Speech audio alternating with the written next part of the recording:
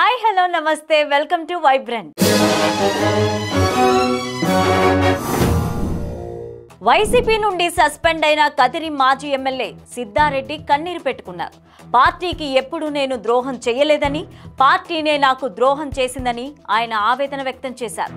10 ఏళ్లుగా ఇటుక పేర్చి పార్టీని బలోపేతం చేస్తే పార్టీ నాకు సస్పెండ్ అనే బహుమతి ఇవ్వడం దురదృష్టకరమని అన్నారు. నేను ఎమ్మెల్యేగా ఉండగానే ఇన్ఛార్జీని తీసుకొచ్చి అధిష్టానం నన్ను అవమానపరిచిందని బాధపడ్డారు. అధికారులకు నేను ఫోన్ చేస్తే పలకవద్దని అధికారులను కొందరు పార్టీ పెద్దలు కట్టడి చేశారని పార్టీ అధిష్టానం మీద ఆయన ఆవేదన వ్యక్తం చేశారు. జగన్ తనకు నేరుగా చెప్పి ఉంటే నేను తప్పులను సరిదిద్దుకునే వాడినే కదా అన్నారు.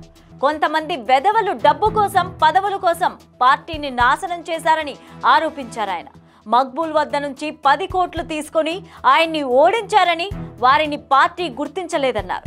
రేపటి నుంచి నా రాజకీయం మళ్లీ మొదలవుతుందని, తాను ఏదో చూపిస్తానని అన్నారు. ఏ పార్టీలో చేరాలన్నది మా ఆప్తులతో మాట్లాడి నిర్ణయం తీసుకుంటారని సిద్ధారెడ్డి వెల్లడించారు. ప్రపంచవ్యాప్తంగా ఉన్న ఉద్యోగ అవకాశాలు అందిపుచ్చుకునేందుకు స్కిల్ సెన్సెస్ గ్లోబల్ ఉద్యోగ అవకాశాలు పొందేలా చూస్తాం. తయారీ రంగానికి ఏపీ వ్యూహాత్మక ప్రాంతం. విశాఖను ఫిన్టెక్ హబ్ లాగా తీర్చిదిద్దుతాం. ఆగ్రో ఇండస్ట్రీస్ రంగంలో ఏపీలో ఎన్నో అవకాశాలున్నాయి. రాష్ట్రంలో సుదీర్ఘ తీర ప్రాంతం ఉంది. మౌలిక సదుపాయాలు కూడా ఉన్నాయి. ఫార్మా, ఆటోమొబైల్, హార్డ్వేర్ రంగాల్లో విస్తృత అవకాశాలు ఉన్నాయని పునర్ఘాటించారు సీఎం చంద్రబాబు. అయితే విశాఖలో నిర్వహించిన సిఐఐ నేషనల్ కౌన్సిల్ సమావేశంలో సీఎం చంద్రబాబు మాట్లాడారు. ఆంధ్రప్రదేశ్ ప్రగతిపై, అభివృద్ధికి పరిశ్రమల ప్రతినిధులు సహకారం అందించాలని కోరారు చంద్రబాబు. భోగాపురం అంతర్జాతీయ విమానాశ్రయం పనులను పరిశీలించారు సీఎం చంద్రబాబు. విహంగ వీక్షణ ద్వారా ఎయిర్పోర్టు ప్రాంతాన్ని పరిశీలించిన సీఎం ఉత్తరాంధ్ర అభివృద్ధికి భోగాపురం ఎయిర్పోర్ట్ చాలా కీలకమని అన్నారు ఆయన. అయితే భోగాపురం విమానాశ్రయం ఉత్తరాంధ్రకు గ్రోత్ ఇంజన్ లాగా పనిచేస్తుందని అన్నారు. భవిష్యత్తులో విశాఖ, శ్రీకాకుళం కూడా కలిసిపోతాయని చెప్పుకొచ్చారు. భోగాపురం వరకు బీచ్ రోడ్డు కూడా నిర్మాణం జరగాల్సిన అవసరం ఉందని, పారిశ్రామికంగా కూడా ఎదిగేందుకు భోగాపురం ప్రాంతానికి మంచి అవకాశాలు ఉన్నాయని, గతంలో నేను సీఎంగా ఉన్నప్పుడే అన్ని అనుమతులు వచ్చాయని అన్నారు. అయితే గత ప్రభుత్వ వైఖరి వల్ల అన్నీ మళ్లీ మొదటి నుంచి చేయాల్సి వస్తోందని అభిప్రాయపడ్డారు ముఖ్యమంత్రి చంద్రబాబు.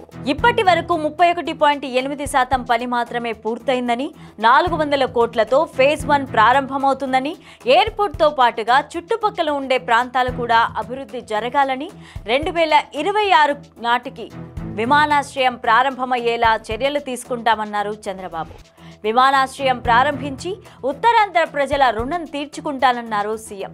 విమానాశ్రయం ప్రారంభంలోనే 4.8 మిలియన్ల ప్రయాణికులతో రన్ అయ్యే విధంగా పరిస్థితి ఉంటుందని, నేషనల్ హైవే నుంచి విమానాశ్రయానికి రోడ్డు కనెక్టివిటీ పెంచాలని, తద్వారా భవిష్యత్తులో భోగాపురం ప్రాంతం ఎకనామిక్ హబ్గా మారనుందని అభిప్రాయం వ్యక్తం చేశారు సీఎం. ఎన్డీఏ కూటమికి ఉత్తరాంధ్ర ప్రజలు అద్భుతంగా మద్దతిచ్చారని, అంత అండగా నిలిచిన ప్రజలకు ఏదైనా చేయాల్సి ఉందని, భోగాపురం విమానాశ్రయం వేగంగా పూర్తి చేసే బాధ్యత కేంద్ర మంత్రి రామ్మోహన్ నాయుడుపై ఉందన్నారు సీఎం చంద్రబాబు. ఈ నెల 9లోగా ఒక్క రైతుకైనా బకాయి ఉంటే క్షమాపణ చెబుతానని రేవంత్ రెడ్డి అన్నారు. 15 ఆగస్టులోగా రైతు రుణమాఫీ అమలు చేసి హరీష్ రావు నోరు మూయిస్తామని అన్నారు సీఎం రేవంత్. రాహుల్ గాంధీని ప్రధానిగా చూడాలని ప్రజలు కోరుకుంటున్నారని అన్నారు. కేసీఆర్ వైఖరిని ఖమ్మం జిల్లా ప్రజలు ముందే పసిగట్టారు. అందుకే 2014, 19, 2023లో భారాసాను దూరం పెట్టారని, ఇక్కడి ప్రజలు చైతన్యవంతులు, ముందు చూపు ఎక్కువ ఉన్నవారని కొనియాడారు రేవంత్ రెడ్డి. 10 ఏళ్ల పాటు తెలంగాణకు ద్రోహం చేసింది భాజపానే. ఈ 10 ఏళ్లలో రాష్ట్రానికి ఒక్కటైనా ఇచ్చారా? రాజ్యాంగాన్ని మారుస్తారని ఆ పార్టీ జాతీయ ప్రధాన కార్యదర్శి చెప్పారని దుయ్యబట్టారు రేవంత్. రాజ్యాంగాన్ని, రిజర్వేషన్లను కాపాడుకునేందుకు కాంగ్రెస్ను గెలిపించాలి.